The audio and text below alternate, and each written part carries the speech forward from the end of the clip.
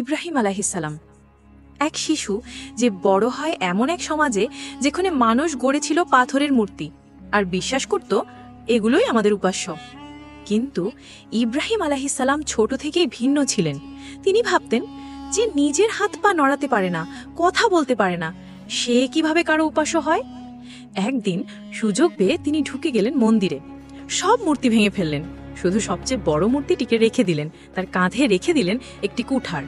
লোকেরা আসলো, চিৎকার করলো, এই কাজ কে করেছে? সবাই বলল, ইব্রাহিম। সে এসবের বিরুদ্ধে কথা বলতো। তাকে ধরে নিয়ে যাওয়া হলো রাজা নমরুদের কাছে। রাগান্বিত রাজা বলল, তুমি কি আমার উপাস্যদের ভেঙে দিয়েছ?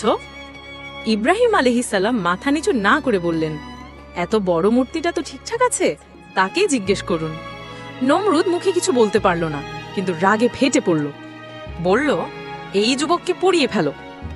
এক বিশাল আগুন জ্বালো। তারা তৈরি করলো এক ভয়ঙ্কর অগ্নিকুণ্ড। তাপে পাখিও উঠতে পারত না। ইব্রাহিম আলাইহিসসালামকে ছুড়ে দেওয়া হলো সেই আগুনে। কিন্তু ঠিক তখনই আল্লাহ বললেন, হে আগুন, তুমি ঠান্ডা ও নিরাপদ হয়ে যাও ইব্রাহিমের জন্য। আগুন তার ক্ষতি তো করলই না, বরং শান্তির জায়গা হয়ে উঠল। এই হলেন ইব্রাহিম আলাইহিসসালাম, যিনি সত্যর জন্য আগুনেও পা রাখতে দ্বিধা করেননি।